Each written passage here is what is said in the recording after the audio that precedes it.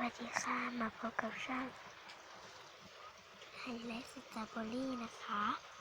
วันนี้ก็ฝนตกหนักมากนะคะแล้ววันนี้ก็เป็นเวลา 20:59 ค่ะน้องหนูยังไม่หลับแล้วก็แม่หนูยังไม่หลับหนูก็ยังไม่ได้น้องหนูก็ยังไม่ได้หลับแต่ว่าพ่อหนูหลับแล้วค่ะ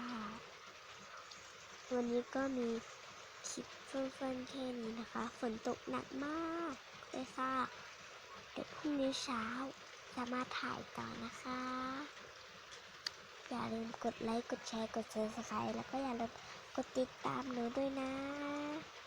บ๊ายบายนะคะขอบคุณค่ะ